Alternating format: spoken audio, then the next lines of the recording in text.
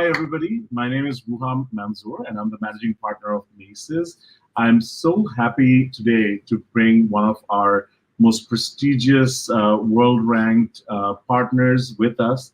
I'm speaking today, of course, with Mr. Jake Tuffin, who is the Director of Global Engagement of Queen Mary University, London, a member of the prestigious Russell Group of University, and one of those popular universities for international students in London, and dare I say UK as well. We also have with us Nasira Hassan. She's one of our wonderful, wonderful alums. She's been a great student. We've been in touch, and now she works with the World Bank. So we are here to hear from her about her experiences of applying to Queen Mary, what that experience entailed, and how that experience has helped her become the person she is today. So I'll start with Jake. Jake, you're sitting at home in the UK, or are you on campus? I'm sitting at home at the moment, so working about 4 days a week at home and 1 day in the office. So we're slowly starting to return to campus as things become a little bit more normal in the UK. And the weather is also beautiful. It's always beautiful in the UK. No, it's been a very sunny day. Slightly cold, but yeah, the sun's out. It was a beautiful day yesterday. So yeah, the summer's on its way. Awesome. And Nasira, you're sitting in Bangladesh, obviously. So, how is it? I mean, is the mosquito bothering you too much? No, actually, I would say it was a bit of a hard winter for us because we were all stuck at home. But now the weather is better. It's getting warmer. And yeah, I'm really glad that summer is around the corner. Bangladesh has done a fantastic job with its COVID response, with the vaccines and everything. Though I must say the cases are going up, so that's something we need to be aware of. Nasira, why don't you? I mean, I have introduced you, but why don't you introduce yourself? Tell us about yourself, and yeah. Sure. So hi, everybody. I'm Nasira Hassan. I'm currently a consultant with the World Bank and an alumni from Queen Mary University of London. So I'll just speak a bit about my education background, then I'll just talk about my work background. So I finished a master's in economics from Queen Mary University of London. I was a scholarship student. And then the program was just a year long. And of course, it's just one of the best memories I've ever made in my life. I was also very lucky to be awarded cash prizes for courses such as development economics. I was also I was chosen as a student lead for my course, and overall, it was just one of the best experiences I've had in my life. And as for work, I'm currently a consultant for the World Bank. I've been a consultant for about 2.5 years, running 3 years. I work for multiple teams, such as human capital development, finance, as well as for international team, the World Bank. So thank you. I think that's all from me. Wow, that's an amazing. I think a lot of students would aspire to become, you. So I'm so happy and lucky to have you. And now on to Jake. Jake, how long have you been working with Queen Mary, and what is your role there? So thanks, Ruham. Yeah, my role at Queen Mary is to head up the international student recruitment team. So I've been at Queen Mary for over 10 years now. So I've seen the institution change and grow a lot during that time. So I manage a group of staff in London whose job it is to go out and meet international students, help them choose the UK as a study destination, hopefully choose Queen Mary. And I also head up the offices that we have overseas. So as you know, we have offices in New Delhi. We have them in Kuala Lumpur, in Lahore in Pakistan, and in Beijing in China. Queen Mary is extremely international in its student makeup. So, my team spend a lot of the time pre-pandemic traveling around the world, counseling students and supporting them during that sort of decision-making stage. As well. I mean, we have a great support from Jazz, who's our contact person, and I guess sits out of New Delhi. So it's been a great. I mean, we have. It's a pleasure working with Queen Mary University, and especially helping students like Nasira and Futures.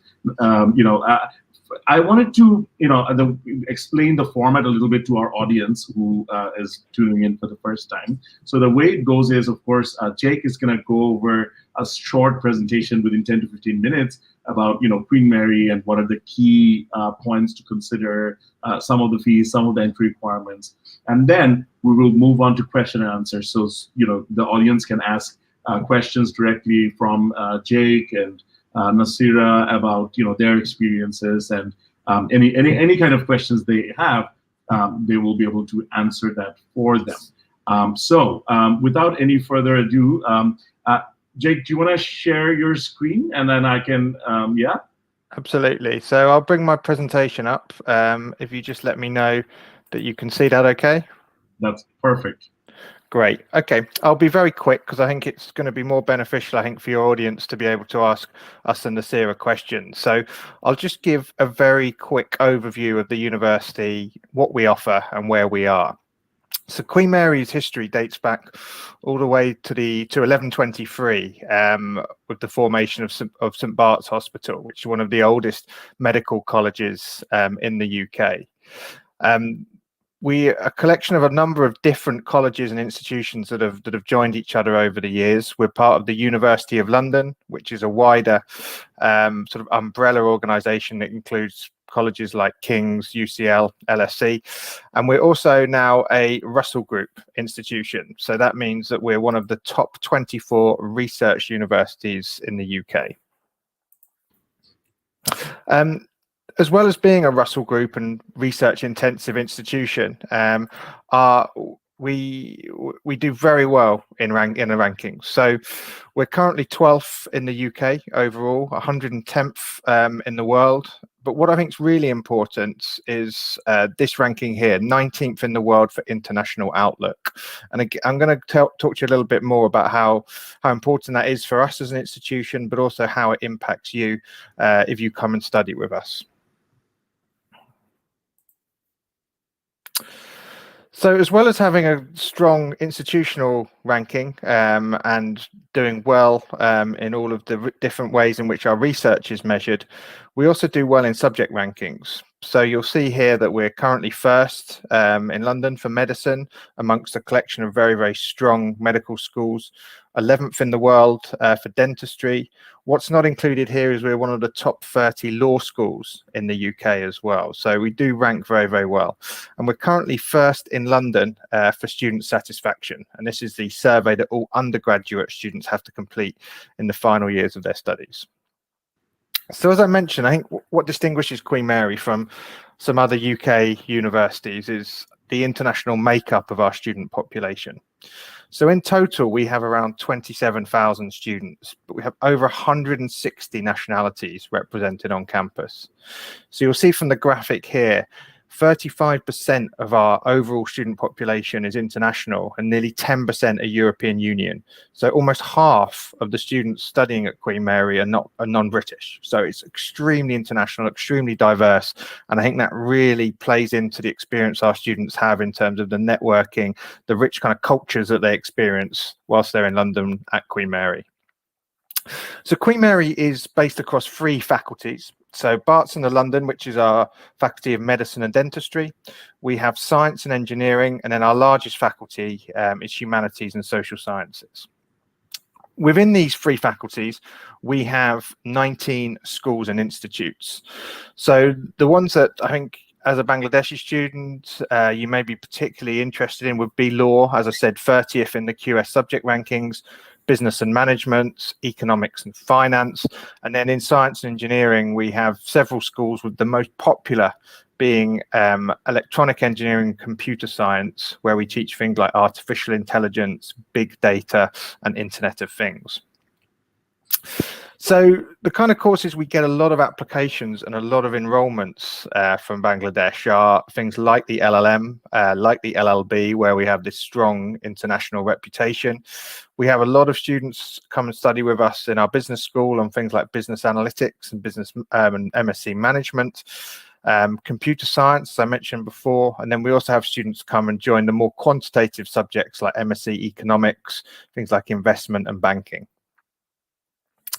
So the other question that we get asked a lot about, aside to sort of reputation, is location. So Queen Mary is obviously a London institution, and we're based over sort of 4 or 5 campuses, but with one main campus in a part of London called Mile End. So this is about 15 minutes by London Underground from the centre of London. And you'll see here, it's this highlighted section. It's very, very close to the 2 financial districts. You can see one in the distance there is the City of London, and the other is Canary Wharf. So it's ideally placed to have links with industry for students to apply for internships, to apply for work experience. The other sites are separate, mainly because they're either attached to hospitals or it is our Centre for Commercial Law Studies, which is located in the legal heart of London, right in the centre near a tube station called Holborn. I'll jump back to this slide about accommodation, but just to give you an idea of where our campus is, our campuses are, you'll see here we have the main Queen Mile End campus here, just to the east of the centre, our postgraduate school of law, where we teach all commercially focused LLM programs here right in the centre, and then some of our other medical and dental schools, which are based all around the centre to the east of London. Okay, so apologies, I have lots of different things jumping up on my screen. Coming in. So in terms of entry requirements for students from Bangladesh, it really vary depending on the program that you're interested in and the course that you're applying. So undergraduate level, it ranges from for students who are doing A-levels from ABB up to A-star AA for courses like law and medicine, but we accept a range of other qualifications, so, like international baccalaureate, advanced placements, anything like that. In terms of postgraduate entry, we're generally looking for a 3.0 GPA from a 4-year degree. English language qualifications, again, really depends on the course that you're interested in. An undergraduate course in science and engineering would ask for a 6.0 in IELTS, a postgraduate science and engineering course 6.5, but then most programs in areas of business and management or law are looking for a 7 overall in IELTS. We do accept alternative English language qualifications, and if you don't meet the requirements for an undergraduate degree or a master's program, we have both foundation and pre-master's courses taught on campus that guarantee you progression into a full Queen Mary degree or master's course. Okay, so in terms of the application, very, very straightforward if it's for a master's or a foundation or pre-masters. It's all done via our websites. On the course pages, you just select the button apply now. The main thing that we'll look at is your academic qualifications, but we also do require the contact details for a referee who we will follow up with, a short personal statement and a CV. Normally, if we have all of the relevant documents, we'll try and process that application within 2 weeks. If you're applying for a full undergraduate degree, you do need to apply via Ucas, which is the central admission system in the UK. So that's all done via the Ucas website. So just the last few slides here. So in terms of cost of courses and cost of living, I think that the costs do vary by program. If you're looking for a master's course in something like management, international business, in economics or in law, you're looking at around £20,000 to £25,000 per year, and the cost of living is around £1,300 per month. I would strongly recommend that you live in Queen Mary accommodation. We have accommodation guaranteed for undergraduate students on our Mile End campus, and we have excellent accommodation for postgraduate students at Stratford, which is one stop from the main campus on London Underground and is located where you have the Olympic Park and the largest shopping centre in the UK. Finally, we do have a range of scholarships. These will again depend on the program that you're applying for. We have a scholarships database where you can look at both Queen Mary Awards plus external opportunities. But if you're looking to apply for a master's course in law, in business management, in economics and finance, or any course in science and engineering, then we do have funding. It will come in the form of a partial scholarship, anything up from £2,000 to £10,000. And most of them are awarded on academic excellence. So we look at your GPA or your degree percentage score that you achieved at undergraduate level and award bursaries on that basis. Okay, finally, just some useful links here. We've got lots of information about how the university is changing and adapting to the pandemic. You can take campus tours of all the campuses. You can book onto a virtual tour of the accommodation. And if you have any questions about things like immigration, then we have trained immigration advisors within our advice and counselling team. They also update this blog regularly, and they published a new one about the student route, so the new sort of post-study work visa that's now available to international students. So do check that out, because it's got quite a lot of information on up-to-date topics. And finally, if you want to get in touch with me or any of my team after today, then do please reach out to us at that email address, globalengagement@qmul.ac.uk. Okay, that is about as quick as I can go. Hopefully it wasn't too long. That is absolutely perfect. I think you covered all the basics, and students can sort of get an idea. But just so if we can, let me summarize a little bit, if I can, if you allow me, to see if I've heard everything correctly or not. So first of all, Queen Mary University London is a Russell Group university based in central London. Well, actually, it is 5 to 10 minutes from the center of London, but it is still considered central London. It is close to the two main business hubs of London, which is Canary Wharf and the City. Its main campus is located in Mile End. But even it's a city campus, it's a campus environment. So students don't, once they enter Queen Mary University, you don't have to feel like you're part of, you're going to a building from one building to another, which most, big city universities are. It is a very much a campus feel, and the residences are also based in that. It is ranked 110th in the world, first in London for medicine, 11th in the world for dentistry, and this is something very, very important, it's ranked the first in London for student satisfaction. For those of you who don't know, when you pay a lot of money to study in a university, you can buy the ranking, you can get into a high-ranked university and all that. But a lot of times what people don't understand or realize is that there is this very, very important part, which is student satisfaction. How happy is a student to study in a university? So they're ranked #1 in London for that, and that's a lot. I mean, that's basically compared to so many other universities, which means students are happiest at Queen Mary, and that is something really, really important, because I know for me, if I was sending my kids to college, rather than sending them to a big university or anything, I would concentrate on that. And this is something very, very important. They're also one of the top 30 law schools, and 50% of the students are international. So not only are you getting an extremely British education, but you're also getting a very international education. And I'm sure Nasira can, talk about that, her experiences as an international student and what it was like. So have I got everything, Jake? Oh, you're muted, I think.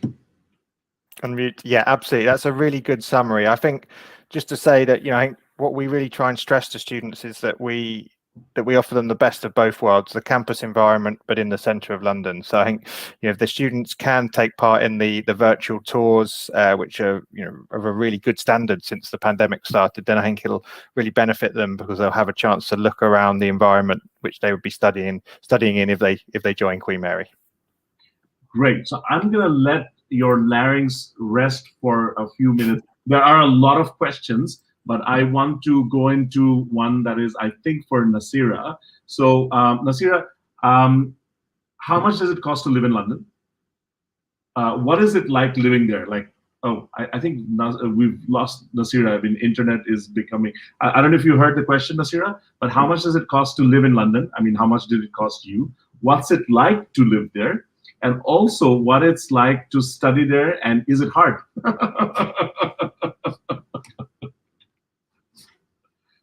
You're muted. You're muted. Uh-oh. Yeah, you were muted, so maybe you can start again.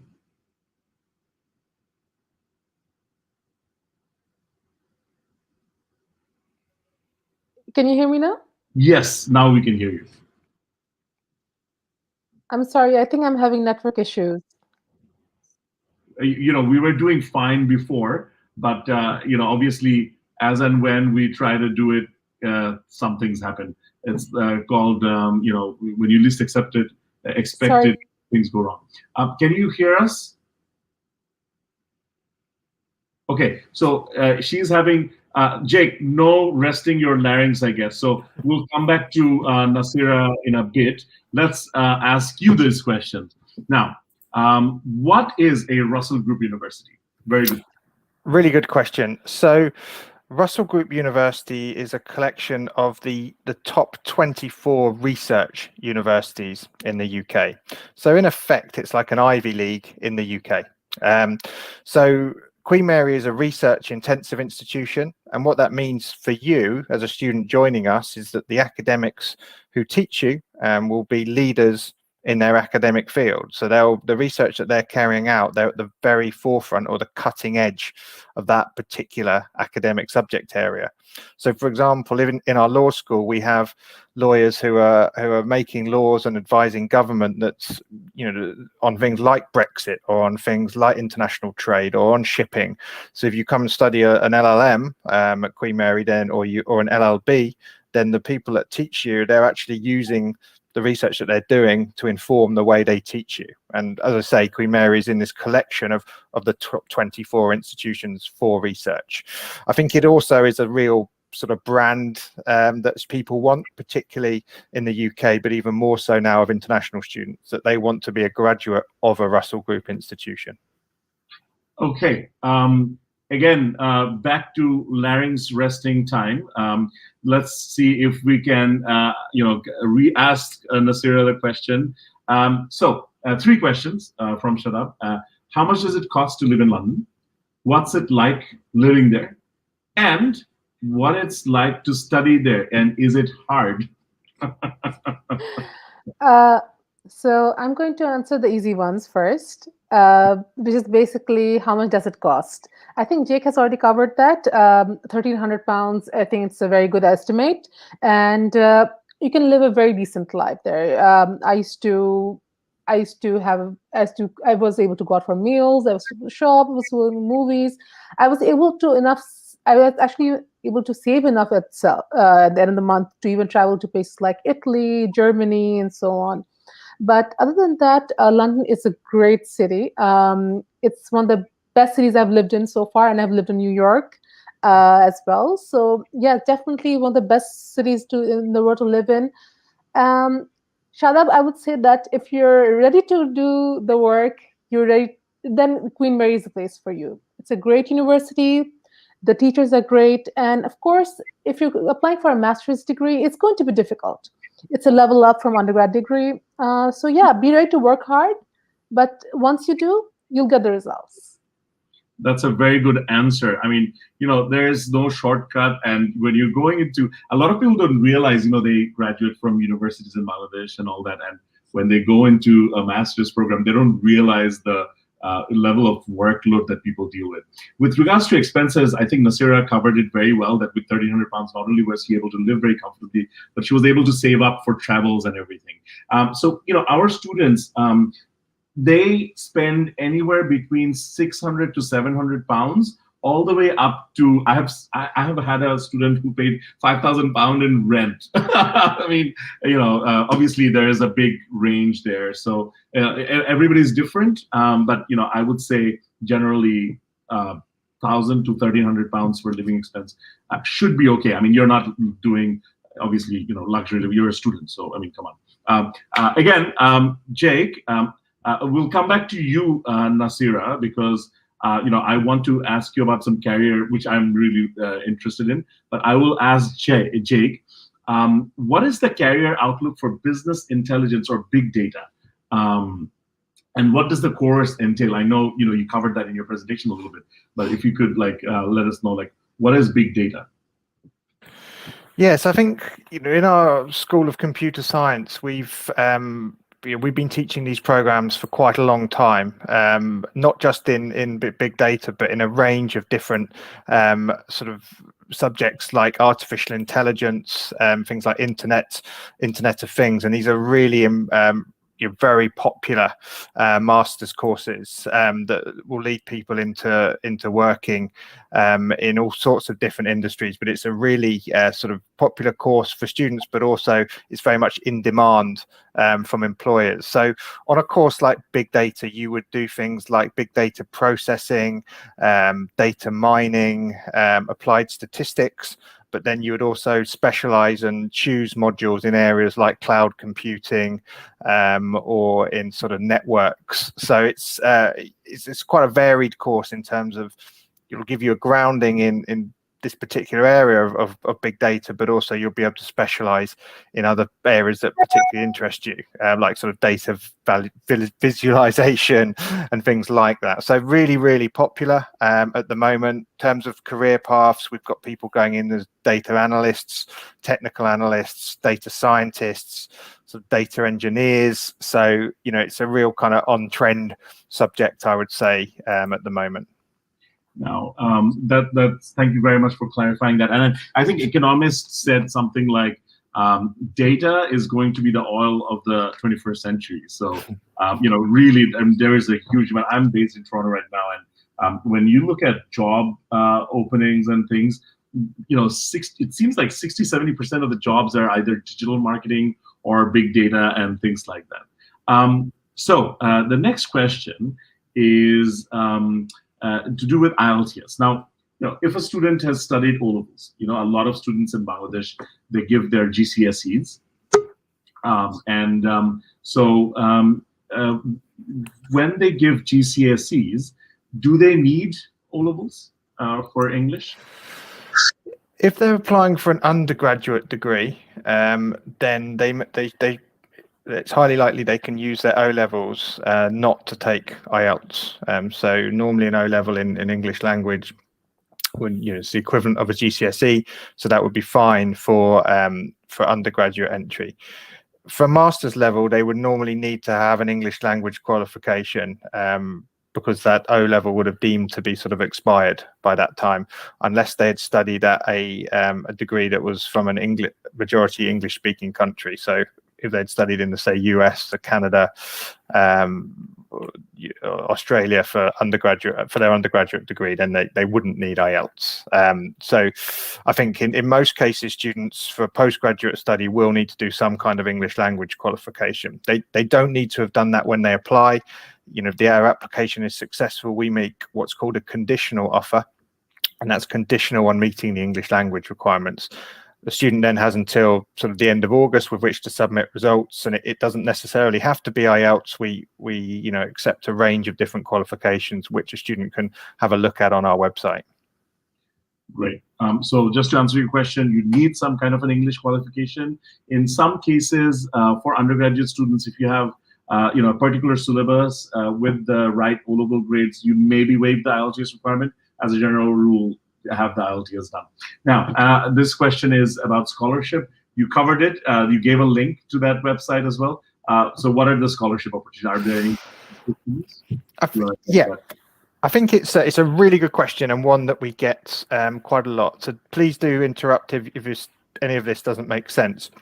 So I think for Queen Mary, we have a lot of funding, both for undergraduate and postgraduate level, but it comes in the form of fee discounts rather than full scholarships.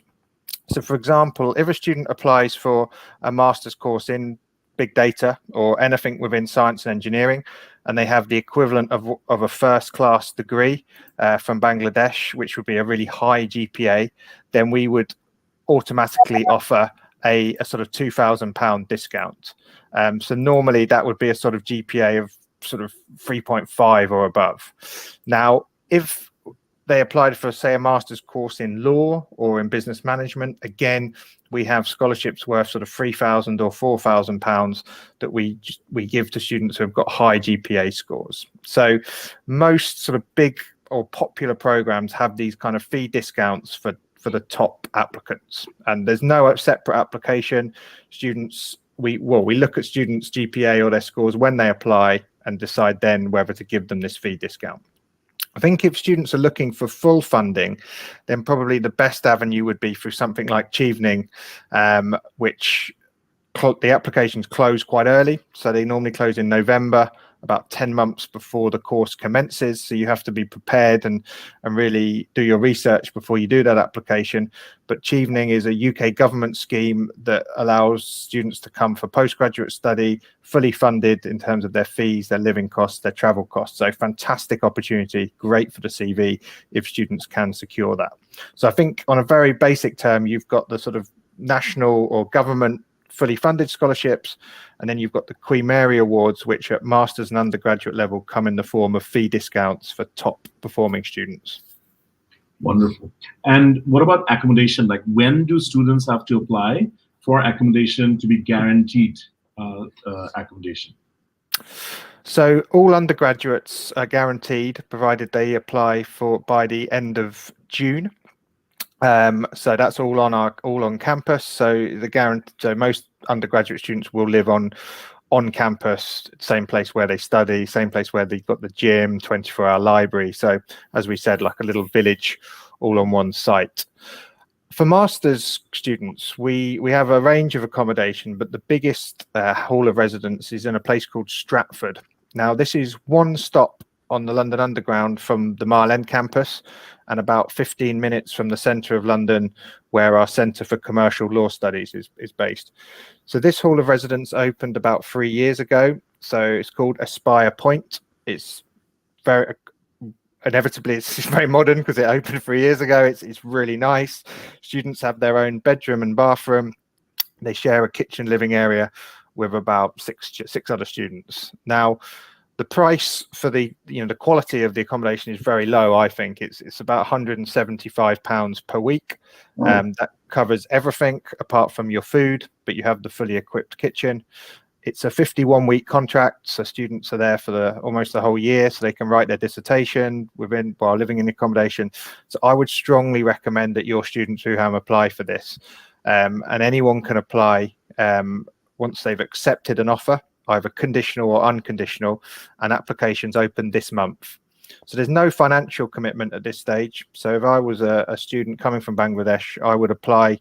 If I was going to do a master's, I would apply to live in Aspire Point at Stratford. And it's, like I said, a great place to live in terms of what's on your doorstep, very easy for the campus and very easy to get into the very centre of London. I mean, that's a very good one. I certainly, I mean, when I visited, I think that wasn't open that time. This is really good because you're living in the center of London for, I think, £700 it comes to a month.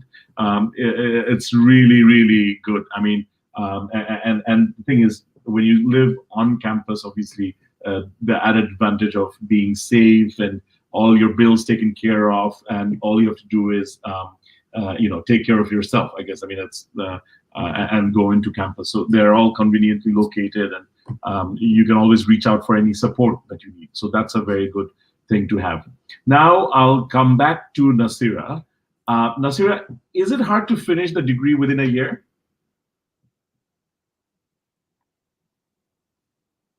No, most definitely not. The course is very well designed, and it's designed in such a way that you have enough time to sit for your exams, prepare for the exams, do the courses, as well as write your dissertation. So definitely not. It's very well designed course. Of course, you can finish it in the right amount of time, which is just like a year. I have a question for you, and the answer could go either way.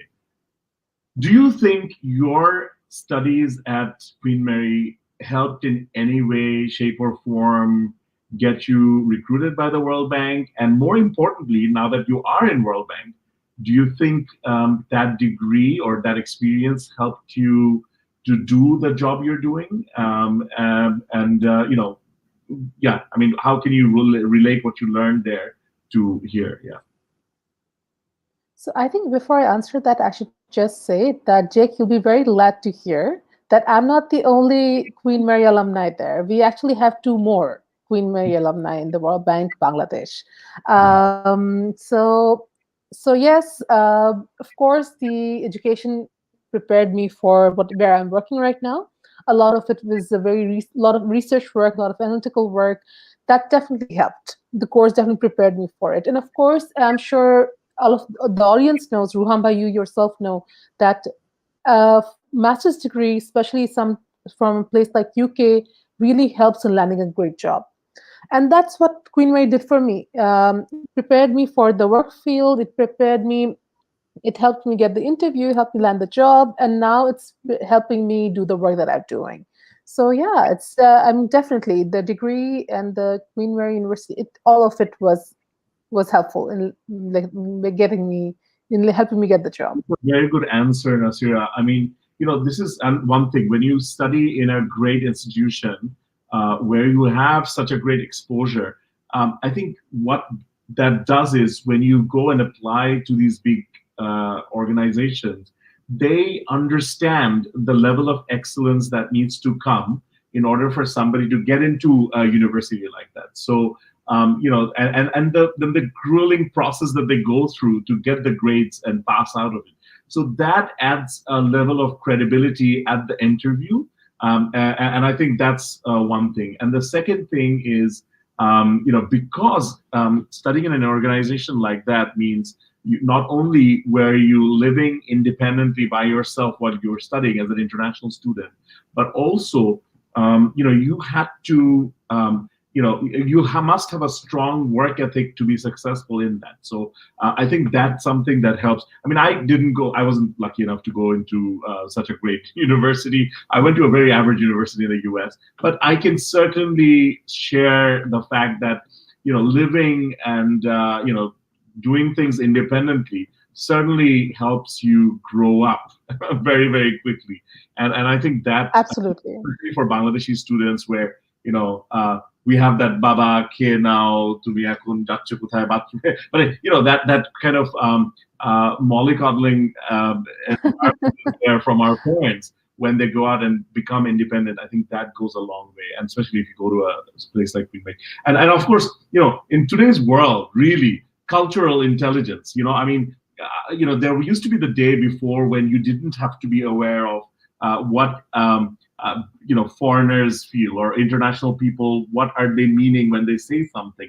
But in today's world, if you want to be successful in any job, in any organization, you need to have cultural intelligence. And when you study in an environment where there are students from hundreds of different countries, you sort of have or develop that experience. I like this, sharing this story. When I was in college, we had one of our friends, his father came to visit us, and I had a car, so I was taking him around. And he was so, when we went to a shop, he would go like, yeah, give that. How much is that? Yes. Or like addressing a waiter like, yes, do you have coffee? But he was in Bangladesh. We sometimes don't address people with a level of courteousness, and he was doing that. And interestingly, obviously, the shopkeeper or the waiter was treating him, badly because of the reciprocity. Because they were like, "Why is this guy being so rude?" The interesting thing was that gentleman would like get that treatment and go like, oh, these guys are racists.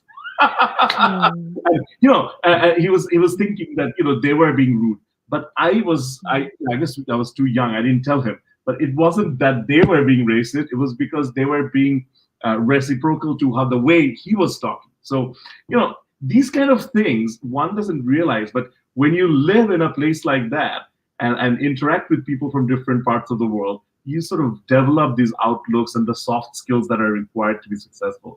I think that is a tremendous thing. Nasira, it's always a pleasure to interact with you and catch up after such a long time. Jake, thank you so much for making time and doing this. Obviously, what we're going to plan to do is make short version of this and then do some excerpts. So I hope we don't take anything out of context like the fake news agencies do. But anyway, I think we had a great session. We have, I think, one more question, and this is, I think, for Jake. This is a hard one. What does a successful applicant for the medical school look like? That is a tricky one. I will have to presume that this student is asking for undergraduate medicine. So undergraduate medicine is notoriously difficult to get into in the UK. There's not a huge number of medical schools, plus the government caps us on how many students we can admit. So only 7.5% of our intake can be international, which makes it extremely competitive. So we only recognise certain number of qualifications like A levels, international baccalaureate, but all of the other ones we recognise are listed on our website. You have to apply by the 15th of October, so almost a year before the course starts, and you submit either achieved or predicted grades plus your performance in an entrance exam called the Ucat, which is used by a lot of medical schools. Now, the way that we select is at that stage, it's pretty brutal. All that we're looking at is your Ucat score and your predicted or achieved A-level or equivalent grades. We use those two things and we shortlist students for interview on that basis. This year, I was on interview panels for medical students, very, very interesting. So we have a sort of 25-minute interviews. All of your academic grades are put to the side at that stage, and then any offers are made on the basis of that interview. So slightly convoluted, very complicated, very competitive. So very different to any other program at Queen Mary in terms of the selection process. But just to reiterate, there's very few places. So for medicine, for us, it's 25 places for international students, only 4 for dentistry, because we're only allowed a percentage of our intake to be international so that we retain doctors, and the people that are training in the hospitals will ultimately work as doctors in the UK. So you probably wanted a quick answer. It's very difficult for that one because it's such a strange process. Any word, a last word, because we've come to the end of this, any last word for potential applicants for Queen Mary? I think do your research as much as you can, particularly in this time when we can't sort of do much outside of our houses. I always want people to come to Queen Mary, but I think what's the most important thing is they pick the program that is best for them, and that's really the content of the course. So really do look at the modules that are on offer, both the compulsory subjects, the electives that you'll choose, and make sure that you pick a university, whether it's in London, in the UK, wherever, that has the modules and the subjects that are going to give you the skills that you need and help you when you graduate and go into your career.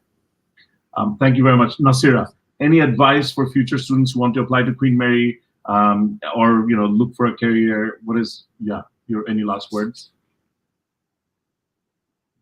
I think I'm going to echo what Jake said. Do your research, study just go in. Try to get as much information on the topics that you want to study. Personally, what helped me was that I actually even went back to what I was studying in my undergrad, just revise a bit of what I had studied there. So yeah, I think just do your research. I'm sure they'll make the best decision. And of course, Queen Mary, like Jake said, the counselors, the available links, they're very helpful, they're very forthcoming, and the people in Maces are wonderful. So if you have any question, go to either one of them. Thank you so much, Nasira. So you applied through Maces. What was your experience like? Would you recommend anybody to Maces? Yeah, I mean, tell us. Be honest. Look, I know I'm here, but Yeah. Definitely, Maces is what got me through. Honestly, I was working full time, and I needed somebody to help me, basically handhold me through the entire process. And Maces was there every step of the way. I contacted, I think, Ruham Bhai recently because I want to apply for a PhD program. So I was thinking, of course, I'll go back to Maces because I trust them with my applications. They have the best goals, they have the best contacts. So of course, Maces is like the perfect place to go to if you need any help with the application. So much. Those are music to my ears, definitely. So with that, we will call it a day for today. Those of you who have listened in, thank you very much. And of course, this will be there in perpetuity in our YouTube channel as well as Facebook. Group of videos. So do visit our page. If you do want to apply, please contact us. You can message us on our Facebook page. You can email us at mail@macesbd.com, or you can call us 017-5566-0012. Thank you again for listening. And with that, we say goodbye.